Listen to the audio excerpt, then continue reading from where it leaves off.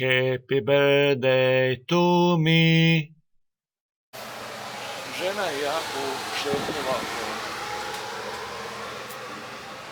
Danas je 2.12.2015. moj 52. rođendan.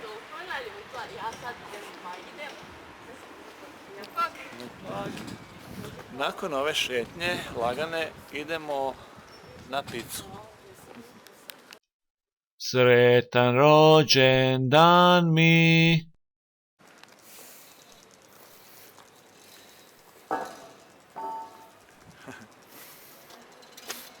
Da se malo vidim u ogledalo. Danas je bio stvarno predivan sunčan dan. Nije što mi je rođendan. Nisam dugo ništa snimao, Ovo je Valpovo, centar Valpova. Pizza se već jede u gurmanu. Jako je fina. Lagana šetnja još traje. Malo se snima po Valpovu.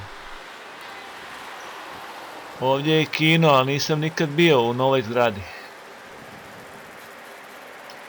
Žena gleda izloge.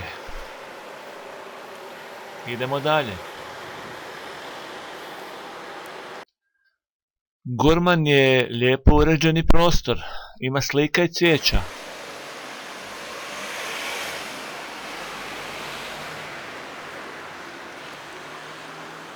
Evo malo snimam Valpovo, malo centar Valpova, ovo je Valma. Happy birthday to me. Happy birthday to me. Može. Žena reže picu. Pizza je bila stvarno ukusna. Uživao sam u njoj. Kukuruz je bio fin, sir, lijepo ispečeno, a dobro je palo i osječko pivo na kraju. I tako polako prolazi moj 52. rođendan. Kod kuće pijem kavu i pravim ovaj video. Sretan rođendan!